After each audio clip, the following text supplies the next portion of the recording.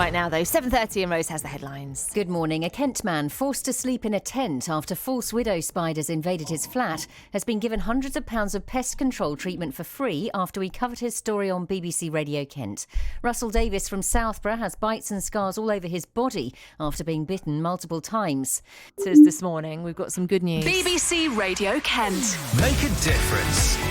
Now, this is a truly good story of someone really making a difference to someone's life. You remember Russell Davis from Southborough. He told us last month his life was ruined by an infestation of spiders at his flats. My body started to get bites and then splits on my chest and my arms, which were almost like lesions and I did not know what actually they were at the time. Can I see if that's possible? Gosh, look at those. Then, in steps Philip Shaw from Pestforce UK, a pest control firm. They offered to help. Now, they use new technology, and what it does is it heats up the room to very, very high temperature, and it kills everything, any pests inside, and crucially, at any stage, so eggs, etc., etc. Now, he told me he was moved to do something after hearing that story here on the Wake Up Call on BBC Radio Kent. As a company, we feel really sorry for him. He's had to put up with this for a number of months. His back is in a real mess.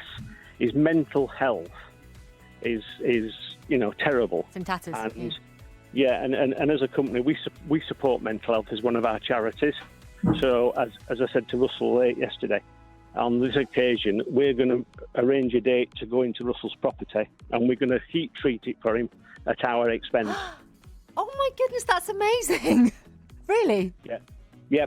Oh, you superstars. Well, yesterday that treatment happened. We were there. So let's pick up where we left off an hour ago at Russell's flat in Southborough with Philip, as you heard there, from Pestforce UK. First, though, we'll hear again from Russell himself.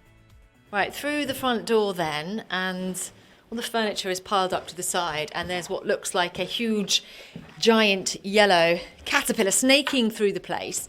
Now, this is all part of the treatment. It's connected to really large, square, rather mechanical-looking things with more tubes going out the window. This is technical, isn't it, Russell? These machines, basically, it all costs a lot of money.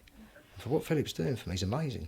I didn't expect nothing of this. I expected for me, in reality, to give up and move and leave and go back into my tent and just leave and live outside again. That's what the future was for me. Now, obviously it's not that. I'm going to get my home back. Sorry. I just want my home. That's all I want. It's just my home and peace. And a job again. Something. Isn't that what normal people want? To feel a useful item in life and to have some kind of normal semblance in their life. Maybe we can grab a word with Philip himself, the hero of the hour. So here we are. It's all in motion. We're sat outside. Can you just describe what's happening in Russell's flat at the moment? Yeah, we've just turned the heating exchangers on, and they're pumping heat out of the exchanger around about 80 degrees plus. We've got some ducting in there, and we've got some probes in there, heating probes.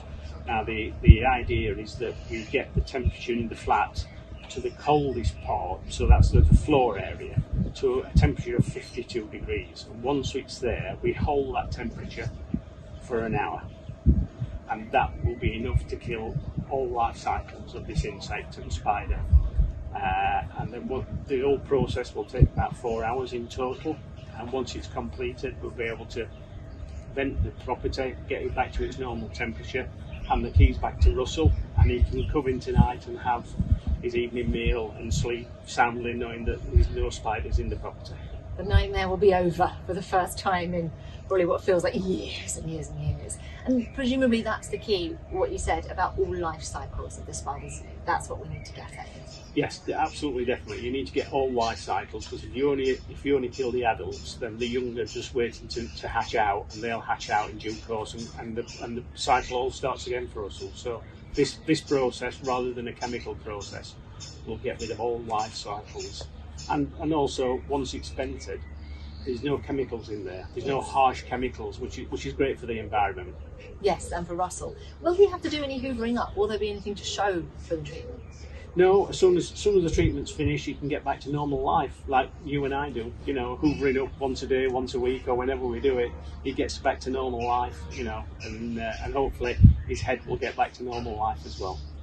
It must be lovely for you to make such a difference to an individual's life, to be able to step in and say, you've got a problem, I can fix that. Yeah, I spoke to Russell a few times on the telephone, and I heard his plea. You know, he could tell that it was really affecting his mental health over the months. And we felt, as a company, as Pestforce as a company, we sponsor charities, we donate to charities, and Help for Heroes is one of our big charities, and mental health is another one. And this falls in Russell being an ex-serviceman and having this problem causing him mental problems. It just felt right, and it just felt the right thing to do, and that's why we did it. You know, we don't want to see anybody in the state that Russell was in before, and he's still in a little bit of the state. But I'm sure by 5 o'clock tonight, when he's sat having his evening meal, he'll be able to relax and enjoy his apartment. I'm sure there'll be a few tears actually as he walks back through that threshold, knowing that everything has changed. Yeah, there's been a few tears today, as Yeah. we've seen, and I'm sure when the treatment's finished and our guys give him the keys back, there'll be a few more tears, a few more handshakes and hugs, and he can get on with his life. And you've heard him; he's so thankful, isn't he? You know, it's really heartfelt. His words when he says to you, "Thank you." You can hear, can't you, what a difference you've made? Yeah. I mean, and that's. You know, he said, I don't have any words apart from thank you. Well, that's all we need. That's all we need is thank you, and we're happy to help. Fantastic. Well, it's brilliant that you are, and I can tell you that all my listeners are very relieved as well, because we've all been living this nightmare vicariously through Russell. So thank you. Thank you. Thank you.